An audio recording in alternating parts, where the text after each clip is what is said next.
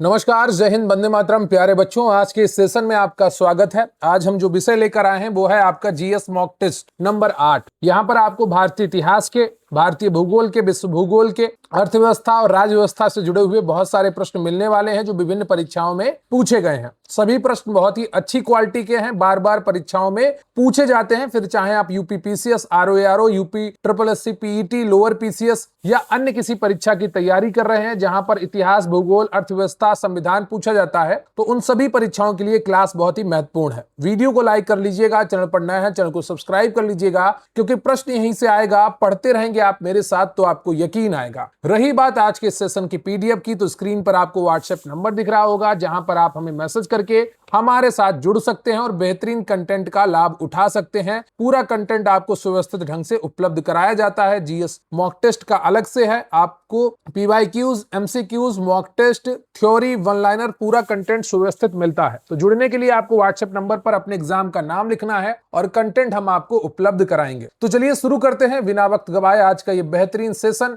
शुरू करते हैं जीएस मॉक टेस्ट 8 और क्वेश्चन नंबर 1 है आपका कि निम्नलिखित में से किस प्राचीन ग्रंथ में सप्तांग सिद्धांत का विस्तृत वर्णन मिलता है जो राज्य के 7 अंगों की व्याख्या करता है।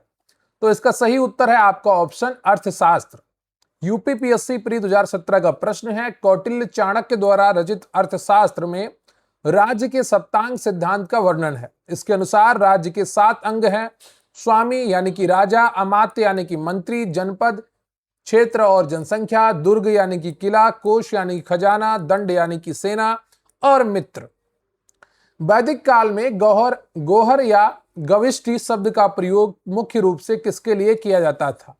बताइएगा, वैदिक काल में गोहर या गविष्टि शब्द का प्रयोग मुख्य रूप से किसके लिए किया जाता था? तो सही उत्तर है आपका ऑप्शन बी, गायों के लिए होने वाले युद्ध के लिए। ऋग्वैदिक काल में गाय सबसे महत्वपूर्ण संपत्ति मानी जाती थी। गायों की खोज या उनके लिए लड़े जाने वाले युद्धों को गविष्टि, गोशु या गोव्य कहा जाता था। ऋग्वेद में गाय को अगन्या, जिसका वध ना किया जा सके, कहा गया है। जो मारे जाने योग्य ना हो उसे अगन्या कहते हैं। अगला प्रश्न है आपका कि जैन धर्म में स्यादवाद या अनेकांतवाद का सिद्धांत निम्नलिखित में से किससे संबंधित है?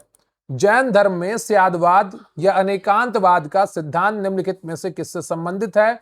तो यह संबंधित है आपका ज्ञान की सापेक्षता या बहुलता से। यूपी आरओआरओ 2021 का प्रश्न है। स्यादवाद जैन धर्म का एक प्रमुख दार्शनिक सिद्धांत है। इसे अनेकांतवाद या सप्तभंगी न्याय भी कहते हैं। सप्तभंगी नय, नय का यहां पर अर्थ है दृष्टिकोण से, ठीक है, तो सप्तभंगी नय भी कहा जाता है। यह सिद्धांत ज्ञान की सापेक्षता को दर्शाता है, जिसका अर्थ है कि सत्य के कई पहलू होते हैं और कोई भी एक दृष्टिकोण पूर्ण सत्य नहीं हो सकता है। अगला प्रश्न है आपका कि प्राचीन भारतीय इतिहास के संदर्भ में बौद्ध धर्म की महायान शाखा का उदय मुख्य रूप से किस बौद्ध संगीति के दौरान हुआ था? तो सही उत्तर है आपका यहां पर ऑप्शन डी, चतुर्थ बौद्ध संगीति। चतुर्थ बौद्ध संगीति का आयोजन कुषाण शासक कनिष्क के शासनकाल में कश्मीर के कुंडलवन में हुआ था, जिसकी अध्यक्षता वसुमित्र ने की थी। इसी संगीति ने बौद्ध धर्म स्पष्ट रूप से 2 शाखाओं में यानी हीनयान और महायान में विभाजित हो गया था। अगला प्रश्न है आपका कि निम्नलिखित में से किस गुप्त शासक ने मध्य एशिया की बर्बर जनजाति हूणों को बुरी तरह से पराजित किया था, जिसका स्पष्ट उल्लेख भीतरी स्तंभ लेख में मिलता है? तो वो करने वाला कौन सा शासक था? तो वो करने वाला शासक था स्कंदगुप्त। गुप्त सम्राट स्कंदगुप्त के शासनकाल की सबसे महत्वपूर्ण घटना हूणों की आक्रमण थी। उसने हूणों को बुरी तरह से पराजित कर भारत की रक्षा की थी। इस विजय का विस्तृत वर्णन उत्तर प्रदेश के गाजीपुर जिले में स्थित भीतरी स्तंभ लेख में मिलता है। अगला प्रश्न है आपका कि प्राचीन दक्षिण भारत के संगम काल में रचित प्रसिद्ध ग्रंथ तोलाक्कपियम का मुख्य विषय क्या है? तो इसका सही उत्तर है आपका ऑप्शन ए, तमिल व्याकरण और काव्यशास्त्र। तोलाक्कपियम द्वितीय संगम के दौरान तोलाक्कपियर द्वारा रचित एक अत्यंत महत्वपूर्ण ग्रंथ है। यह तमिल भाषा का सबसे प्राचीन उपलब्ध ग्रंथ है, जो मुख्य रूप से तमिल व्याकरण और काव्यशास्त्र पर आधारित है। अगला प्रश्न है आपका कि प्रथम आंग्ल मैसूर युद्ध 1767 से 69 के संदर्भ में निम्नलिखित में से कौन सी संधि संपन्न हुई थी जिसने इस युद्ध को समाप्त किया था? तो जो संधि थी वो थी आपकी मद्रास की संधि। प्रथम आंग्ल मैसूर युद्ध हैदर अली और अंग्रेजों के बीच लड़ा गया था, जिसमें हैदर अली का पलड़ा भारी रहा। यह युद्ध 1769 में मद्रास की संधि के साथ समाप्त हुआ, जिसके तहत दोनों पक्षों ने जीते हुए क्षेत्र वापस कर दिए।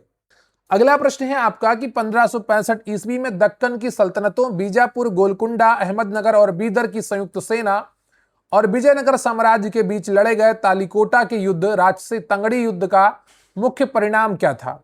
तो इसका सही उत्तर है आपका ऑप्शन ए, विजयनगर साम्राज्य का पतन।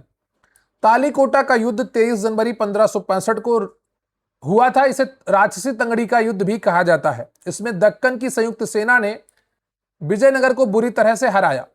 इस युद्ध के परिणाम स्वरूप दक्षिण भारत के सबसे शक्तिशाली हिंदू राज्य विजयनगर साम्राज्य का पतन हो गया। उस समय विजयनगर का शासक सदाशिव राय और वास्तविक सत्ता राम राय के हाथों में थी।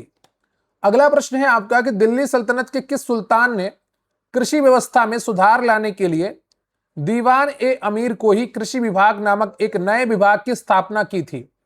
तो सही उत्तर है आपका यहां पर ऑप्शन सी, मोहम्मद बिन तुगलक। मोहम्मद बिन तुगलक ने कृषि के विकास और किसानों को सहायता देने के लिए दीवान ए अमीर को ही की स्थापना की थी। इस विभाग का मुख्य उद्देश्य कृषि योग्य भूमि का विस्तार करना और फसल चक्रण, क्रॉप रोटेशन को बढ़ावा देना था। हालांकि यह योजना विफल रही। अगला प्रश्न है आपका कि मुगल काल में जब्ती प्रणाली दहसाला व्यवस्था भू राजस्व निर्धारण की एक नवीन और वैज्ञानिक विधि थी। इसे अकबर के शासनकाल में किसने लागू किया था? तो सही उत्तर है आपका ऑप्शन सी, टोडरमल ने। अकबर के वित्त मंत्री राजा टोडरमल ने 1580 ईस्वी में भू राजस्व की दहसाला व्यवस्था जब्ती प्रणाली लागू की थी। इसमें पिछले 10 वर्षों के फसल उत्पादन और कीमतों के औसत के आधार पर अगले 10 वर्षों के लिए लगान 1/3 तय किया जाता था। अगला प्रश्न है आपका कि फतेहपुर सीकरी में स्थित विशाल बुलंद दरवाजा का निर्माण मुगल सम्राट अकबर ने अपनी किस ऐतिहासिक विजय की स्मृति में करवाया था? तो सही उत्तर है आपका ऑप्शन डी, गुजरात विजय। अकबर ने 1572 ईस्वी में गुजरात पर सफल सैन्य अभियान किया था। इसी गुजरात विजय के उपलक्ष्य में उसने अपनी नई राजधानी फतेहपुर सीकरी की जामा मस्जिद के दक्षिणी द्वार पर विश्व के सबसे ऊंचे प्रवेश द्वारों में से एक बुलंद दरवाजा का निर्माण करवाया था। अगला प्रश्न है आपका कि 22 अक्टूबर 1764 को लड़ा गया बक्सर का युद्ध भारतीय इतिहास में एक निर्णायक युद्ध माना जाता है। इस युद्ध में अंग्रेजी सेना का नेतृत्व किसने किया था? बताइएगा। 22 अक्टूबर 1764 को लड़ा गया बक्सर का युद्ध भारतीय इतिहास में एक निर्णायक युद्ध माना जाता है। इस युद्ध में अंग्रेजी सेना का नेतृत्व किसने किया था? तो वो नेतृत्वकर्ता हेक्टर मुनरो था। बक्सर के युद्ध में एक तरफ हेक्टर मुनरो के नेतृत्व में ब्रिटिश ईस्ट इंडिया कंपनी की सेना थी, दूसरी तरफ बंगाल के नवाब मीर कासिम, अवध के नवाब शुजाउद्दौला और मुगल सम्राट शाह आलम द्वितीय की संयुक्त सेना थी। इस युद्ध में अंग्रेजों की जीत ने भारत में उनके वास्तविक शासन की नींव रख दी। अगला प्रश्न है आपका कि British governor general Lord Dalhousie की कुख्यात व्यपगत का सिद्धांत यानी कि हड़प नीति के तहत ब्रिटिश साम्राज्य में मिलाया गया भारत का पहला राज्य कौन सा था? तो ब्रिटिश साम्राज्य में मिलाया गया भारत का पहला राज्य सतारा था। कई बार परीक्षाओं में पूछा गया है।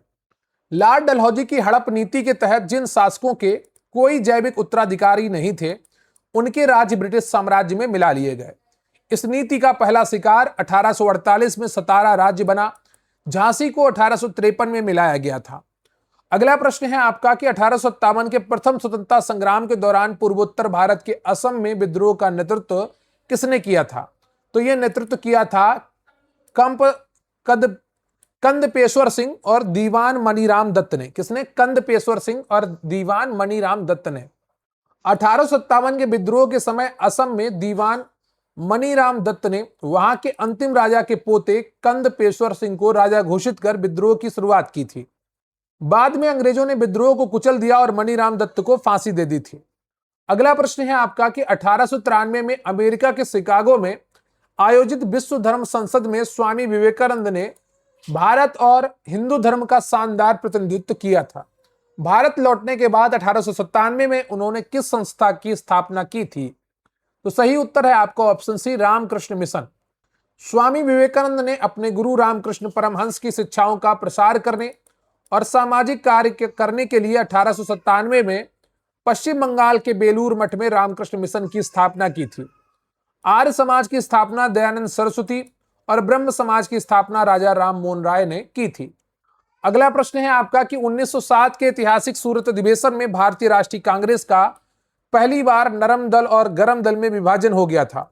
इस तनावपूर्ण अधिवेशन की अध्यक्षता किसने की थी? तो इसकी अध्यक्षता की थी रास बिहारी घोष ने। 1907 का सूरत अधिवेशन कांग्रेस के इतिहास में महत्वपूर्ण है क्योंकि यहां कांग्रेस दो गुटों में बटी थी, नरमपंथी और चरमपंथी।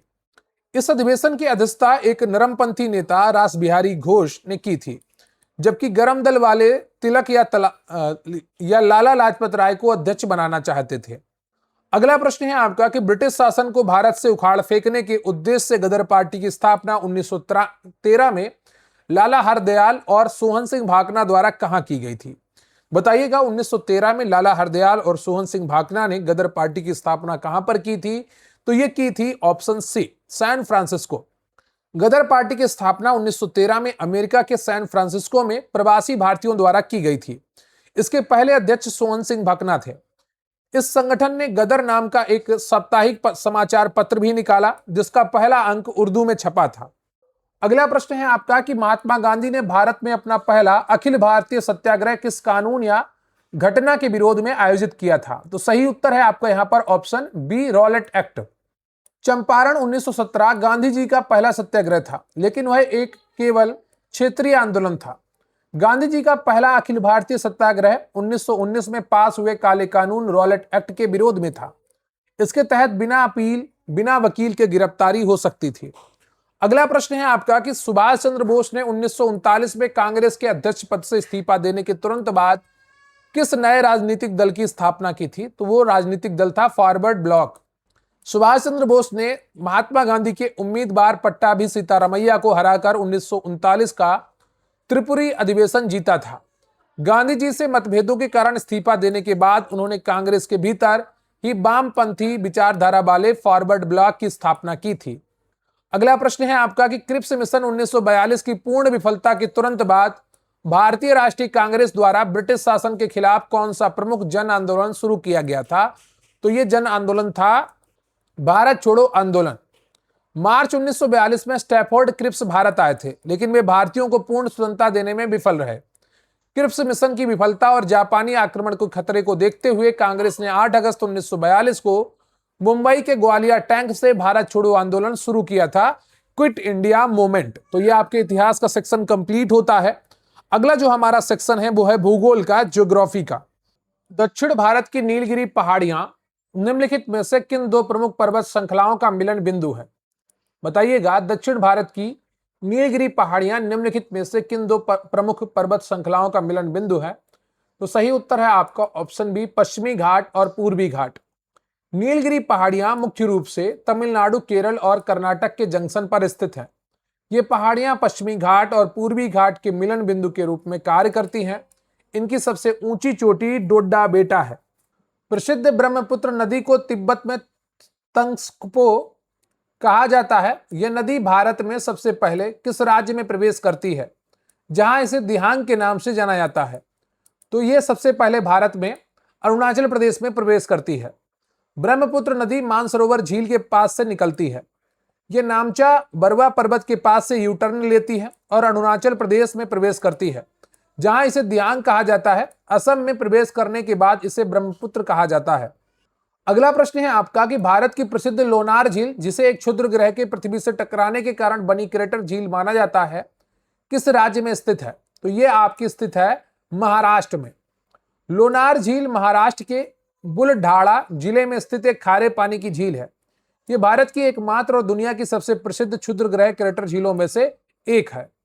अगला प्रश्न है आपका कि भारतीय जलवायु और मानसून के संदर्भ में प्रशांत महासागर में उत्पन्न होने वाली मौसमी घटना एल नीनो का भारत पर सामान्यतः क्या प्रभाव पड़ता है?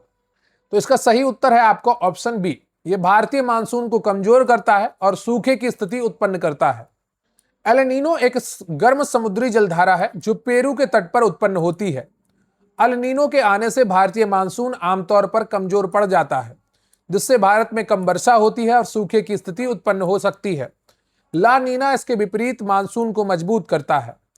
अगला प्रश्न है आपका कि भारत में क्षेत्रफल के आधार पर सबसे अधिक विस्तार किस प्रकार की मिट्टी का है, जो नदियों द्वारा लाए गए अवसादों से बनी है और कृषि के लिए सर्वाधिक उपजाऊ मानी जाती है? तो सही उत्तर है आपका ऑप्शन सी, जलोढ़ मिट्टी।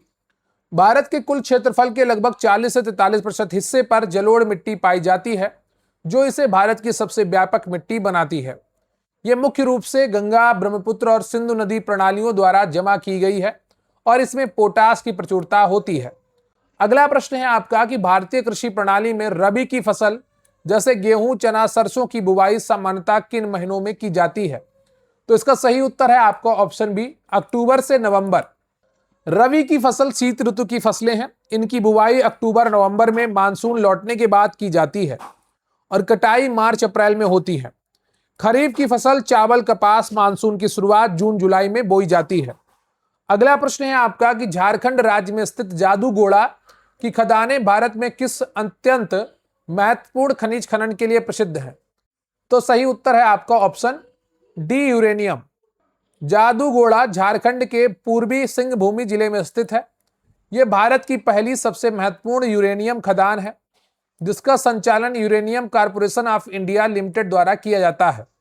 अगला प्रश्न है आपका कि भारत का सबसे लंबा राष्ट्रीय राजमार्ग कौन सा है, जो उत्तर में श्रीनगर को दक्षिण में कन्याकुमारी से जोड़ता है?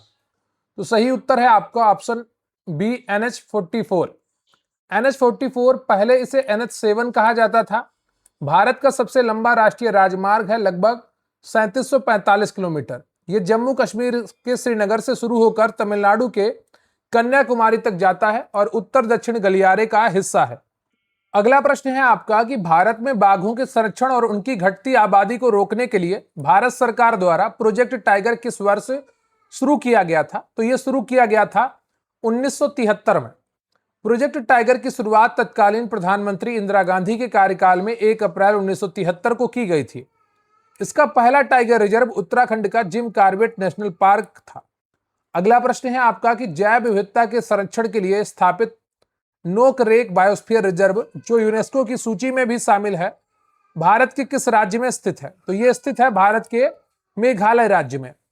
नोकरेक बायोस्फीयर रिजर्व पूर्वोत्तर भारत के मेघालय राज्य में गारो पहाड़ियों में स्थित है। यह क्षेत्र लाल पांडा और हुलाक गिब्बन के प्राकृतिक आवास के लिए जाना जाता है।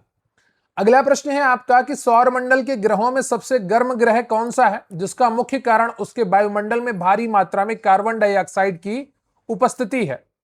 तो सही उत्तर है आपका यहां पर ऑप्शन बी, शुक्र।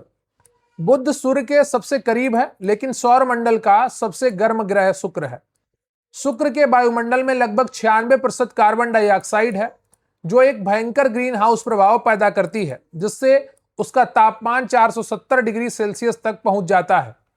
अगला प्रश्न है आपका कि भूवैज्ञानिकों के अनुसार पृथ्वी की आंतरिक संरचना में सबसे भीतरी भाग क्रोड मुख्य रूप से किन भारी तत्वों से मिलकर बना है?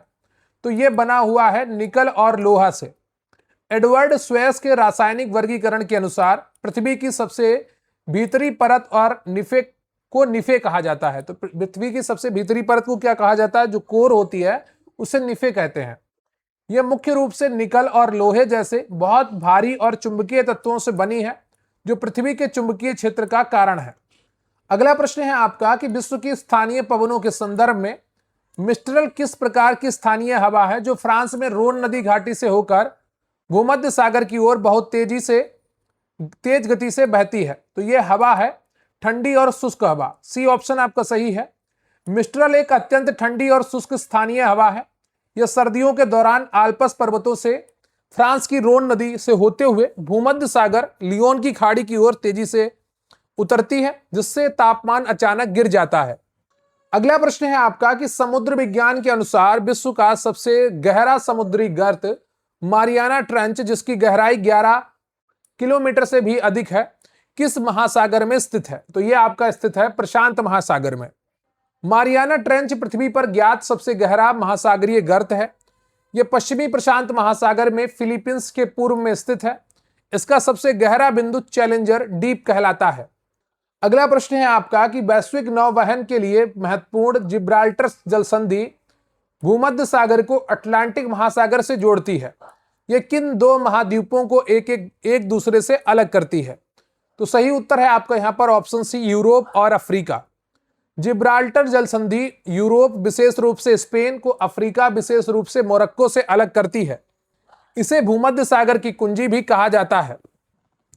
अगला प्रश्न है आपका कि विश्व की झीलों के संदर्भ में सतह के क्षेत्रफल के अनुसार विश्व की सबसे बड़ी मीठे पानी की झील कौन सी है? तो विश्व की सबसे बड़ी मीठे पानी की झील सुपीरियर झील है। सुपीरियर झील अमेरिका और कनाडा की सीमा पर स्थित है। क्षेत्रफल के आधार पर यह दुनिया की सबसे बड़ी मीठे पानी की झील है, फ्रेश वाटर लेक है। कैस्पियन सागर खारे पानी की है और ओवरऑल सबसे बड़ी भी है, जबकि बैकाल झील जो है रूस की मीठे पानी की सबसे गहरी और मात्रा के हिसाब से सबसे बड़ी झील है। अगला प्रश्न है आपका कि विश्व का एकमात्र महाद्वीप कौन सा है जिसे अतीत में अंध महाद्वीप कहा जाता था और जिससे भूमध्य रेखा, कर्क रेखा और मकर रेखा तीनों प्रमुख अक्षांश रेखाएं गुजरती हैं? तो यह है आपका अफ्रीका महाद्वीप।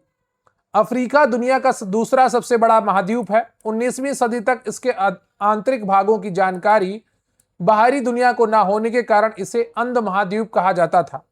यह एकमात्र ऐसा महाद्वीप है जिससे होकर कर्क रेखा, भूमध्य रेखा और मकर रेखा तीनों गुजरती हैं।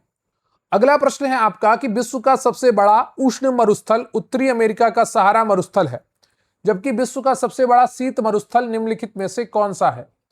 तो यह है आपका अंटार्कटिका मरुस्थल। मरुस्थल उस क्षेत्र को कहते हैं जहां वार्षिक वर्षा 25 सेंटीमीटर से कम होती है। ठीक है, मरुस्थल किसे कहते हैं? जहां पर वार्षिक वर्षा 25 सेंटीमीटर से कम होती है। इस परिभाषा के अनुसार अंटार्कटिका दुनिया का सबसे बड़ा मरुस्थल है जो एक शीत मरुस्थल है। गोबी मरुस्थल चीन मंगोलिया में स्थित है, यह भी एक शीत मरुस्थल है, लेकिन अंटार्कटिका के बाद इसका स्थान आता है यदि आर्कटिक महासागर को छोड़ दें। अगला प्रश्न है आपका कि मानव भूगोल के अनुसार बर्फ के घरों में रहने वाले एस्किमो जनजाति मुख्य रूप से विश्व के किस कठोर प्राकृतिक प्रदेश में निवास करती है? तो ये लोग निवास करते हैं कहां पर? टुंड्रा प्रदेश में। एस्किमो जनजाति उत्तरी अमेरिका, ग्रीनलैंड और साइबेरिया के अत्यधिक ठंडे और बर्फीले टुंड्रा प्रदेश में निवास करती है। ये लोग बर्फ के ब्लॉक से बने घरों में रहते हैं जिन्हें इग्लू कहा जाता है और शिकार के लिए हार्पून का उपयोग करते हैं। अगला प्रश्न है आपका कि दक्षिण अमेरिका महाद्वीप में विशेषकर अर्जेंटीना और उरुग्वे के क्षेत्रों में पाए जाने वाले अत्यधिक उपजाऊ शीतोष्ण घास के मैदानों को क्या कहा जाता है? तो अर्जेंटीना और उरुग्वे के क्षेत्रों में पाए जाने वाले अत्यधिक उपजाऊ शीतोष्ण घास के मैदानों को क्या कहा जाता है? इन्हें कहा जाता है पंपास। अर्जेंटीना जो दक्षिण अमेरिका का देश है कि शीतोष्ण घास के मैदानों को पंपास कहा जाता है। ये गेहूं की खेती और पशुपालन के लिए बहुत प्रसिद्ध है। अन्य घास के मैदानों में प्रियरी उत्तरी अमेरिका के हैं, वेल्ड दक्षिणी अफ्रीका के हैं और डाउन्स ऑस्ट्रेलिया के हैं। अब हम बात करेंगे भारत की राज्य व्यवस्था की, इंडियन पॉलिटी की, खंड सी। अगला प्रश्न है आपका कि भारतीय संविधान के अनुच्छेद 368 के अंतर्गत संविधान संशोधन की प्रक्रिया के संदर्भ में निम्नलिखित में से किस विषय में संशोधन के लिए कम से कम आधे राज्यों की विधानसभाओं के अनुसमर्थन की आवश्यकता होती है? तो सही उत्तर है आपका यहां पर ऑप्शन सी, राष्ट्रपति का निर्वाचन और इसकी प्रक्रिया। संविधान के कुछ संघीय ढांचे वाले प्रावधानों में संशोधन के लिए संसद के विशेष बहुमत के साथ साथ कम से कम आधे राज्यों के अनुसमर्थन की आवश्यकता होती है। इनमें राष्ट्रपति का निर्वाचन, सर्वोच्च न्यायालय और उच्च न्यायालय की शक्तियां और 7वीं अनुसूची की कोई सूची शामिल है। अन्य विकल्प साधारण बहुमत से संशोधित होते हैं। अगला प्रश्न है आपका कि भारतीय संविधान का भाग 2 अनुच्छेद 5 से 11 निम्नलिखित में से किस विषय से संबंधित है? तो बहुत आसान उत्तर है आप सभी के लिए ऑप्शन सी, नागरिकता। संविधान का भाग 2 अनुच्छेद 5 से 11 नागरिकता से संबंधित है। भारत में एकल नागरिकता का प्रावधान है जो ब्रिटेन से लिया गया है। भाग 3 अनुच्छेद 12 से 35 मौलिक अधिकारों से और भाग 4 अनुच्छेद 36 से 51 नीति निर्देशक तत्वों से संबंधित है। अगला प्रश्न है आपका कि भारतीय संविधान का अनुच्छेद 19(1)(a) नागरिकों को निम्नलिखित में से कौन सा महत्वपूर्ण मूल अधिकार प्रदान करता है? तो इसका जो सही उत्तर है आपका ऑप्शन बी है, वाक एवं अभिव्यक्ति की स्वतंत्रता। अनुच्छेद 19(1)(a) सभी नागरिकों को वाक एवं अभिव्यक्ति की स्वतंत्रता का अधिकार प्रदान करता है। सर्वोच्च न्यायालय के निर्णयों के अनुसार प्रेस की स्वतंत्रता और जानने का अधिकार भी इसी अनुच्छेद में अंतर्निहित है। अगला प्रश्न है आपका कि यदि किसी व्यक्ति को राज्य द्वारा अवैध रूप से बंदी बनाया गया है तो उसकी तुरंत रिहाई के लिए सर्वोच्च न्यायालय या उच्च न्यायालय द्वारा कौन सी रिट जारी की जाती है? तो सही उत्तर है आपका यहां पर ऑप्शन बी, बंदी प्रत्यक्षीकरण। अवैध हिरासत के खिलाफ बंदी प्रत्यक्षीकरण रिट जारी की जाती है। इसका शाब्दिक अर्थ है शरीर को प्रस्तुत किया जाए। यह रिट व्यक्तिगत स्वतंत्रता की सबसे बड़ी रक्षक मानी जाती है। अगला प्रश्न है आपका कि भारतीय संविधान के अंतर्गत संपत्ति के अधिकार की वर्तमान वैधानिक स्थिति क्या है? तो सही उत्तर है आपका ऑप्शन बी, यह एक विधिक या कानूनी अधिकार है। मूल संविधान में संपत्ति का अधिकार एक मौलिक अधिकार था। अनुच्छेद 19(1)(f) और अनुच्छेद 31 के तहत 44वें संविधान संशोधन 1978 द्वारा इसे मौलिक अधिकारों की सूची से हटाकर संविधान के भाग 12 में अनुच्छेद 301 के तहत एक विधिक या कानूनी अधिकार बना दिया गया है। अगला प्रश्न है आपका कि भारत के राष्ट्रपति के निर्वाचक मंडल में निम्नलिखित में से कौन सा समूह शामिल नहीं होता है? तो सही उत्तर है आपका ऑप्शन डी, राज्य विधान परिषदों के निर्वाचित सदस्य। संविधान के अनुच्छेद 54 के अनुसार राष्ट्रपति के निर्वाचक मंडल में संसद के दोनों सदनों के निर्वाचित सदस्य और राज्य विधानसभाओं के निर्वाचित सदस्य शामिल होते हैं। इसमें संसद और विधानसभाओं के मनोनीत सदस्य तथा राज्य विधान परिषदों के सदस्य निर्वाचित या मनोनीत शामिल नहीं होते हैं। अगला प्रश्न है आपका कि भारतीय राष्ट्रपति की पॉकेट वीटो शक्ति का उपयोग सर्वप्रथम किस राष्ट्रपति ने 1986 में भारतीय डाकघर संशोधन विधेयक पर किया था? तो सही उत्तर है आपका ऑप्शन सी, ज्ञानी जैल सिंह। पॉकेट वीटो के तहत राष्ट्रपति किसी विधेयक पर ना तो सहमति देता है और ना अस्वीकार करता है और ना ही उसे लौटाता है, बल्कि अनिश्चित काल के लिए अपने पास लंबित रख लेता है। राष्ट्रपति ज्ञानी जैल सिंह ने 1986 में डाकघर संशोधन विधेयक, जो प्रेस स्वतंत्रता को प्रतिबंधित करता था, इसका प्रयोग किया था। तो जो पॉकेट वीटो राष्ट्रपति का अधिकार है, उसको राष्ट्रपति ज्ञानी जैल सिंह ने 1986 में डाकघर संशोधन विधेयक पर प्रयोग किया था। अगला प्रश्न है आपका कि भारतीय संविधान के अनुच्छेद 75(3) के अनुसार केंद्रीय मंत्रिपरिषद सामूहिक रूप से किसके प्रति उत्तरदायी होती है? तो सही उत्तर है आपका यहां पर ऑप्शन लोकसभा के प्रति। अनुच्छेद 75(3) स्पष्ट रूप से कहता है कि मंत्रिपरिषद सामूहिक रूप से केवल लोकसभा के प्रति उत्तरदायी होगी। इसका अर्थ है कि यदि लोकसभा में सरकार के खिलाफ अविश्वास प्रस्ताव पारित हो जाता है तो पूरी मंत्रिपरिषद को इस्तीफा देना पड़ता है। और ये पॉकेट वीटो का इस पर राष्ट्रपति जी ने इसलिए प्रयोग किया था क्योंकि इस डाकघर संशोधन विधेयक में प्रावधान था कि सरकार किसी भी चिट्ठी को खोलकर पढ़ सकती है। अगला प्रश्न है आपका कि भारत की संसद के उच्च सदन राज्यसभा के सदस्यों का सामान्य कार्यकाल कितने वर्षों का निर्धारित किया गया है? तो बहुत आसान उत्तर है आप सभी के लिए, सी, 6 वर्ष के लिए। राज्यसभा एक स्थायी सदन है जिसका कभी विघटन नहीं होता है, इसलिए सदन का कोई निश्चित कार्यकाल नहीं होता है। किंतु राज्यसभा के प्रत्येक सदस्य का कार्यकाल 6 वर्ष का होता है और इसके 1/3 सदस्य हर दूसरे वर्ष सेवानिवृत्त हो जाते हैं। अगला प्रश्न है आपका कि संसद में आधिकारिक विपक्ष के नेता का दर्जा प्राप्त करने के लिए किसी भी राजनीतिक दल को कम से कम कितनी सीटों पर जीत हासिल करना अनिवार्य है? तो सही उत्तर है आपका ऑप्शन ए, सदन की कुल सदस्य संख्या का 10%। संसद के किसी भी सदन, लोकसभा या राज्यसभा में आधिकारिक विपक्ष के नेता का दर्जा प्राप्त करने के लिए सबसे बड़े विपक्षी दल के पास सदन की कुल सदस्य संख्या का कम से कम 10% होना आवश्यक है। लोकसभा में इसका अर्थ है कम से कम 55 सीटें होना। अगला प्रश्न है आपका कि सर्वोच्च न्यायालय को अपने स्वयं के पिछले निर्णयों या आदेशों की समीक्षा करने का विशेष अधिकार संविधान के किस अनुच्छेद के तहत प्राप्त है? सही उत्तर है आपका यहां पर ऑप्शन बी, अनुच्छेद 137। अनुच्छेद 137 सर्वोच्च न्यायालय को संसद द्वारा बनाए गए किसी कानून के अधीन रहते हुए अपने द्वारा सुनाए गए किसी भी निर्णय या आदेश की समीक्षा करने की शक्ति है। अनुच्छेद 129 सर्वोच्च न्यायालय को अभिलेखीय न्यायालय घोषित करता है, कोर्ट ऑफ रिकॉर्ड, यानी कि सुप्रीम कोर्ट के जो फैसले होंगे, सर्वोच्च न्यायालय के जो फैसले होंगे, वो अन्य न्यायालयों में एक कानून की तरह, एक नियम की तरह प्रयोग किए जा सकते हैं। अगला प्रश्न है आपका कि राज्य के कार्यकारी प्रमुख यानी राज्यपाल की नियुक्ति भारत के राष्ट्रपति द्वारा संविधान के किस अनुच्छेद के तहत की जाती है? तो सही उत्तर है आपका ऑप्शन बी, अनुच्छेद 155। अनुच्छेद 153 कहता है कि प्रत्येक राज्य के लिए एक राज्यपाल होगा। अनुच्छेद 155 कहता है कि राज्य के राज्यपाल की नियुक्ति सीधे भारत के राष्ट्रपति द्वारा अपने हस्ताक्षर और मुहर सहित अधिपत्र द्वारा की जाती है। राज्यपाल का कोई निर्धारित कार्यकाल नहीं होता है, आमतौर पर 5 वर्ष के लिए ये नियुक्त किए जाते हैं, लेकिन राष्ट्रपति के प्रसाद पर्यंत ये कार्य करते हैं। अगला प्रश्न है आपका कि वर्तमान में भारत के कुल कितने राज्यों में द्विसदनीय विधानमंडल अस्तित्व में है, जहां विधानसभा के साथ साथ विधान परिषद भी कार्यरत है? तो सही उत्तर है आपका ऑप्शन सी, 6 राज्य। वर्तमान में भारत के केवल 6 राज्यों में द्विसदनीय विधानमंडल है। उत्तर प्रदेश, बिहार, महाराष्ट्र, कर्नाटक, आंध्र प्रदेश और तेलंगाना।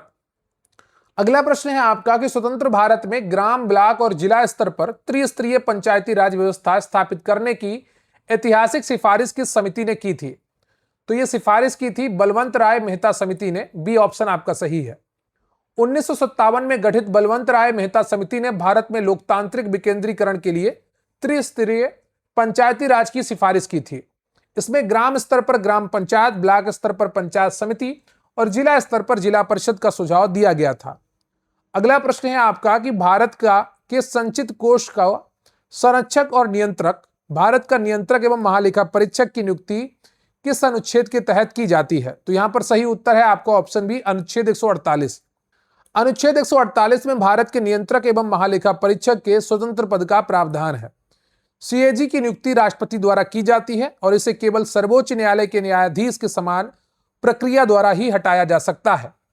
अगला प्रश्न है आपका कि स्वतंत्र और निष्पक्ष चुनाव सुनिश्चित करने वाले भारत के मुख्य चुनाव आयुक्त का कार्यकाल कितना निर्धारित किया गया है? तो सही उत्तर है आपका ऑप्शन बी, 6 वर्ष या 65 वर्ष की आयु, जो भी पहले हो। मुख्य चुनाव आयुक्त और अन्य चुनाव आयुक्तों का कार्यकाल 6 वर्ष या 65 वर्ष की आयु, जो भी पहले हो, तक होता है। मुख्य चुनाव आयुक्त को केवल उसी तरीके से हटाया जा सकता है जैसे सर्वोच्च न्यायालय के न्यायाधीश को अनुच्छेद 324 के तहत। अगला प्रश्न है आपका कि पंचायत विस्तार अधिनियम, पेशा अधिनियम 1996 का मुख्य उद्देश्य निम्नलिखित में से क्या है? तो सही उत्तर है आपका ऑप्शन बी, अनुसूचित क्षेत्रों में जनजातीय आबादी को स्वशासन प्रदान करना। पेशा अधिनियम 1996 भूरिया समिति की सिफारिश पर अधिनियमित किया गया था। इसका मुख्य उद्देश्य संविधान के भाग 9 में पंचायतों के प्रावधानों को कुछ संशोधनों के साथ 5वीं अनुसूची के अनुसूचित क्षेत्रों में विस्तारित कर जनजातीय लोगों को ग्राम सभा के माध्यम से स्वशासन प्रदान करना है। अगला प्रश्न है आपका कि स्वतंत्रता के बाद से भारत में अब तक अनुच्छेद 352 के तहत कितनी बार राष्ट्रीय आपातकाल की उद्घोषणा की गई है? तो सही उत्तर है आपका ऑप्शन बी, 3 बार। अनुच्छेद 352 के तहत भारत में अब तक कुल 3 बार राष्ट्रीय आपातकाल लागू किया गया है। 1 1962 में भारत चीन युद्ध, 2 1971 में भारत पाक युद्ध, 3 1975 में आंतरिक अशांति के आधार पर इंदिरा गांधी सरकार द्वारा। अगला प्रश्न है आपका कि संविधान के किस महत्वपूर्ण संशोधन अधिनियम द्वारा भारत में लोकसभा और विधानसभा चुनावों में मतदान करने की न्यूनतम आयु 21 वर्ष से घटाकर 18 वर्ष कर दी गई थी? तो ये संशोधन भी बहुत बार परीक्षाओं में पूछा गया है और पूछा जाएगा आगे भी। सही है आपका उत्तर 61वां संशोधन, ऑप्शन ए। 61वें संविधान संशोधन अधिनियम 1988 जो 1989 में लागू हुआ के द्वारा मतदान की आयु 21 वर्ष से घटाकर 18 वर्ष कर दी गई। इसके लिए संशोधन के अनुच्छेद 326 में इसके लिए संविधान के अनुच्छेद 326 में संशोधन किया गया जो वयस्क मताधिकार से संबंधित है। अगला प्रश्न है आपका कि भारतीय संविधान की 10वीं अनुसूची जिसे 1985 में 52वें संविधान संशोधन द्वारा जोड़ा गया था, मुख्य रूप से किस विषय से संबंधित है? बहुत आसान उत्तर होगा आपके लिए अगर आपने थोड़ा बहुत भी ध्यान से भारतीय राज्य व्यवस्था को पढ़ा है। सही उत्तर है आपका ऑप्शन सी, दल बदल विरोधी कानून। 10वीं अनुसूची 52वें संशोधन 1985 द्वारा जोड़ी गई जो दल बदल विरोधी कानून से संबंधित है। यह कानून निर्वाचित सदस्यों, सांसदों और विधायकों को अपनी राजनीतिक पार्टी बदलने पर अयोग्य घोषित करने का प्रावधान करता है। दल बदल पर अंतिम निर्णय पीठासीन अधिकारी का होता है। अब हम बात करेंगे भाग डी की, जहां पर अर्थव्यवस्था यानी कि इंडियन इकोनॉमी से जुड़े हुए प्रश्न होने वाले हैं। 61वां प्रश्न है आपका कि मैक्रो इकोनॉमिक्स के सिद्धांतों के अनुसार किसी देश के वास्तविक आर्थिक वृद्धि का सबसे उपयुक्त और सटीक मापदंड किसे माना जाता है? 4 ऑप्शन दिए गए हैं आपके, कौन से ऑप्शन सही हैं यह आपको बताना है।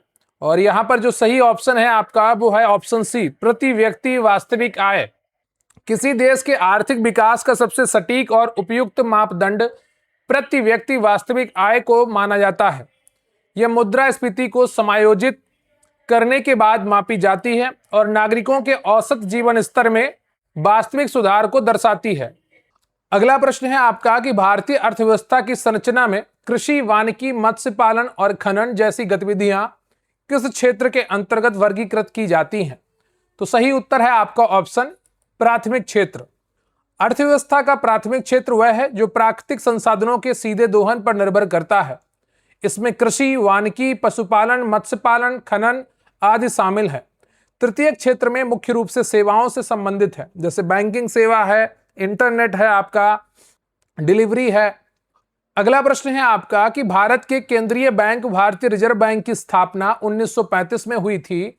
भारत सरकार द्वारा इसकी राष्ट्रीयकरण किस वर्ष किया गया था?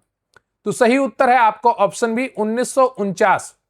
भारतीय रिजर्व बैंक की स्थापना हिल्टन यंग कमीशन की सिफारिश पर 1 अप्रैल 1935 को हुई थी।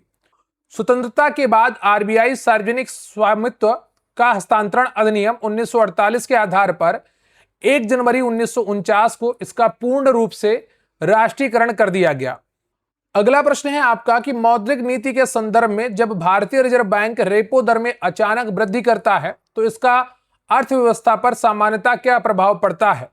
तो सही उत्तर है आपका ऑप्शन बी, वाणिज्यिक बैंकों के लिए आरबीआई से ऋण लेना महंगा हो जाता है। रेपो दर वह दर है जिस पर आरबीआई वाणिज्यिक बैंकों को अल्पकालिक ऋण देता है। जब रेपो दर बढ़ती है तो बैंकों के लिए कर्ज लेना महंगा हो जाता है। इसके परिणाम स्वरूप बैंक भी ग्राहकों के लिए ब्याज दरें बढ़ा देते हैं, जिससे बाजार में तरलता घटती है और मुद्रास्फीति को नियंत्रित करने में मदद मिलती है। तो रेपो दर इंपॉर्टेंट है, बार बार परीक्षाओं में पूछी जाती है, ध्यान रखिएगा। तो जब रेपो दर बढ़ती है तो बैंकों के लिए कर्ज लेना महंगा हो जाता है। इसके परिणाम स्वरूप बैंक भी ग्राहकों से ब्याज दरें बढ़ा देते हैं, जिससे बाजार में तरलता घटती है और मुद्रास्फीति को नियंत्रित करने में मदद मिलती है।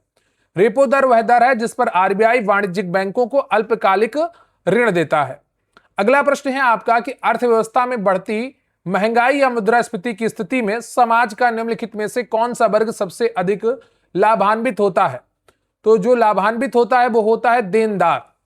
मुद्रास्फीति में मुद्रा की क्रय शक्ति गिर जाती है, ऐसे में देनदार फायदे में रहते हैं क्योंकि वे जो पैसा लौटाते हैं उसका वास्तविक मूल्य उस समय के मूल्य से कम होता है जब उन्होंने उधार लिया था।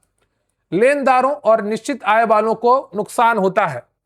अगला प्रश्न है आपका कि भारत में अप्रत्यक्ष कर प्रणाली में सबसे बड़ा सुधार माना जाने वाला वस्तु एवं सेवा कर संपूर्ण देश में किस तिथि को आधिकारिक रूप से लागू किया गया था? तो सही उत्तर है आपका ऑप्शन सी, 1 जुलाई 2017 को।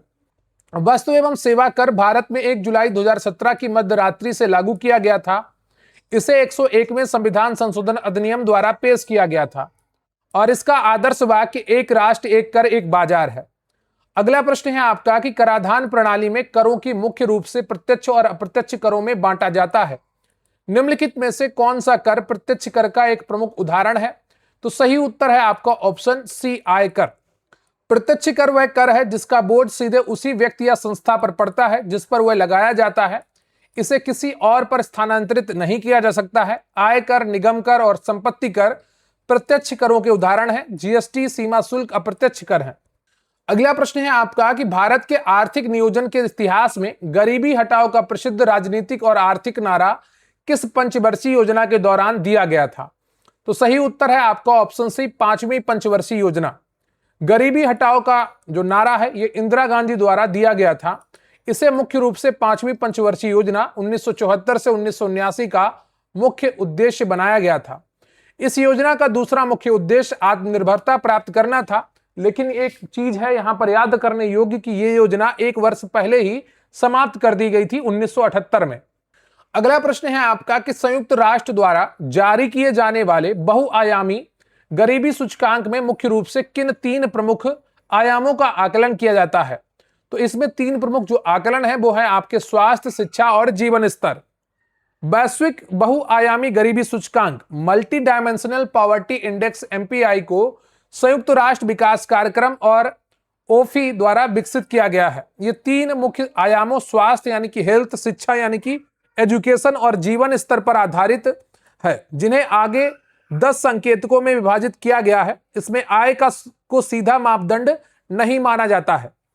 अगला प्रश्न है आपका कि बैंकिंग क्षेत्र में लागू किए गए बेसल मानदंड जैसे बेसल 3 का मुख्य उद्देश्य निम्नलिखित में से क्या सुनिश्चित करना है? तो सही उत्तर है आपका यहां पर ऑप्शन बी, बैंकों की जोखिम प्रबंधन क्षमता और वित्तीय स्थिरता में सुधार। बेसल मानदंड स्विट्जरलैंड के बेसल शहर में स्थित बैंक फॉर इंटरनेशनल सेटलमेंट्स द्वारा जारी किए गए अंतरराष्ट्रीय बैंकिंग नियम है। इनका मुख्य उद्देश्य बैंकों को पर्याप्त पूंजी बनाए रखने के लिए बाध्य करके उनके जोखिम प्रबंधन रिस्क मैनेजमेंट में सुधार करना और वित्तीय प्रणाली में स्थिरता लाना है। अगला प्रश्न है आपका कि भारत के औद्योगिकीकरण को दिशा देने के लिए स्वतंत्र भारत की पहली औद्योगिक नीति की घोषणा संसद में किस वर्ष की गई थी? तो यह की गई थी 1948 में। स्वतंत्र भारत की पहली औद्योगिक नीति 6 अप्रैल 1948 को तत्कालीन उद्योग मंत्री डॉक्टर श्यामा प्रसाद मुखर्जी द्वारा घोषित की गई थी। इसने भारत में एक मिश्रित अर्थव्यवस्था की नींव रखी, जिसमें सार्वजनिक और निजी दोनों क्षेत्रों की भूमिका तय की गई है। अगला प्रश्न है आपका कि अंतरराष्ट्रीय अर्थशास्त्र में भुगतान संतुलन का एक महत्वपूर्ण अवधारणा है। इसके चालू खाते में निम्नलिखित में से किसे शामिल नहीं किया जाता है? तो सही उत्तर है आपका ऑप्शन सी, विदेशी प्रत्यक्ष निवेश को। भुगतान संतुलन बैलेंस ऑफ पेमेंट के दो प्रमुख खाते होते हैं, एक तो चालू खाता और दूसरा पूंजीगत खाता, जिसे हम कैपिटल अकाउंट कहते हैं। वस्तुओं का आयात निर्यात और प्रेषण यानी कि रेमिटेंस चालू खाते में आते हैं। विदेशी प्रत्यक्ष निवेश एफडीआई और विदेशी संस्थागत निवेश एफआईआई पूंजी खाते का हिस्सा होते हैं। अगला प्रश्न है आपका कि भारतीय बैंकिंग प्रणाली के संदर्भ में गैर निष्पादित संपत्तियां एनपीए उस ऋण या अग्रिम को परिभाषित करती हैं जिसका मूलधन या ब्याज न्यूनतम कितने दिनों तक बकाया रहता है? तो सही उत्तर है आपका ऑप्शन सी, 90 दिन।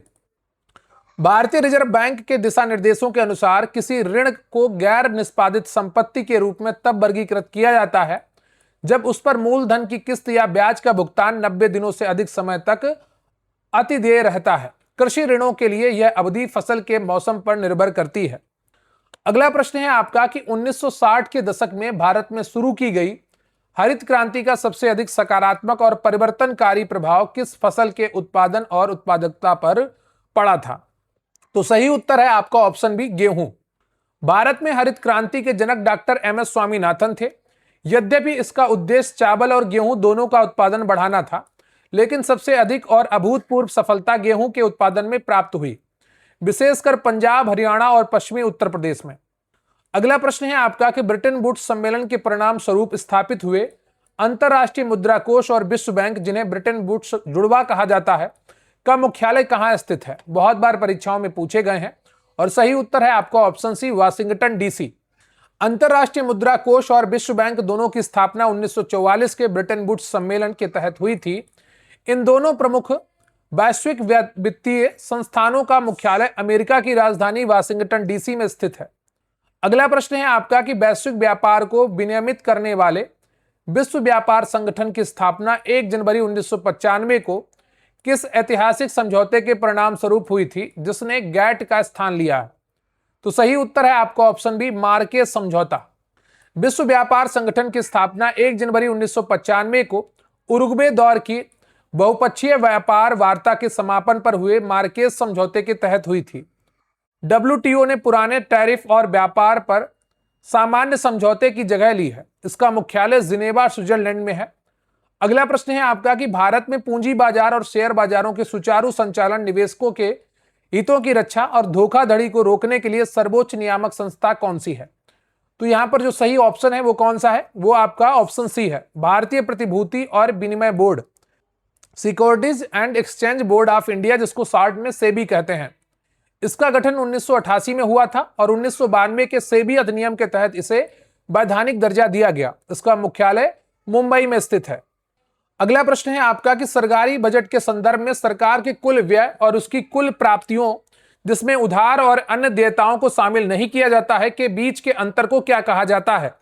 तो इनके बीच के अंतर को राजकोषीय घाटा कहा जाता है। इसे राजकोषीय घाटा कहा जाता है। यह घाटा दर्शाता है कि सरकार को अपने खर्च पूरे करने के लिए बाजार या आरबीआई से कितना पैसा उधार लेने की आवश्यकता है। राजकोषीय घाटा कुल व्यय माइनस राजस्व प्राप्तियां प्लस गैर ऋण पूंजीगत प्राप्तियां। अगला प्रश्न है आपका कि भारत सरकार द्वारा 2020 में सूक्ष्म लघु और मध्यम उद्यमों की परिभाषा को संशोधित किया गया था। इस नए वर्गीकरण का मुख्य आधार क्या रखा गया है? तो सही उत्तर है आपका ऑप्शन सी, निवेश और वार्षिक टर्नओवर दोनों। ठीक है, तो 2020 में परिभाषित किया गया था। 2026 में इनकी जो नए मापदंड लागू किए गए हैं, सीधे उनके बारे में हम चर्चा करते हैं। उद्यम के प्रकार, निवेश की सीमा और वार्षिक टर्नओवर। माइक्रो सूक्ष्म उद्यम के लिए 2.5 करोड़ तक निवेश की सीमा है और वार्षिक टर्नओवर 10 करोड़ तक। लघु उद्यम निवेश सीमा है 25 करोड़ तक और वार्षिक टर्नओवर यहां पर 100 करोड़ तक। मध्यम उद्यम मीडियम 125 करोड़ तक निवेश सीमा है और वार्षिक टर्नओवर 500 करोड़ रुपए तक का है। अगला प्रश्न है आपका कि अंतरराष्ट्रीय व्यापार के संदर्भ में जब कोई देश अपनी मुद्रा का जानबूझकर अवमूल्यन करता है तो उसका मुख्य आर्थिक उद्देश्य क्या होता है? तो सही उत्तर क्या हो जाएगा यहां पर ऑप्शन? बहुत आसान प्रश्न होगा अगर आप हमारे साथ लगातार बने हुए हैं। तो सही उत्तर है आपका ऑप्शन बी, निर्यात को बढ़ावा देना और व्यापार घाटे को कम करना।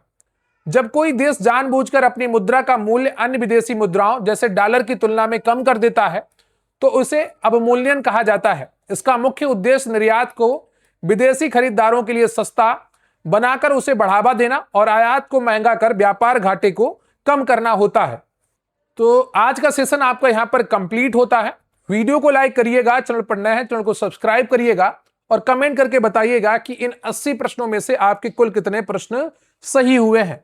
मॉक टेस्ट नंबर 8 था और लगातार प्रयास किया जा रहा है आपको बहुत अच्छे प्रश्नों का संग्रह दिया जाए, जिससे आपका जो रिवीजन है, जो प्रैक्टिस है, जो तैयारी है वो मजबूत होती चली जाए। तो कमेंट करके बताइएगा कि 80 में से कितने प्रश्न सही हुए और आज का ये मॉक टेस्ट आपको कैसा लगा। देखिए, हम लोग आपके लिए लगातार मेहनत कर रहे हैं, कंटेंट बेहतरीन लेकर आ रहे हैं, तो आप लोग भी वीडियो को लाइक कर दिया करिए।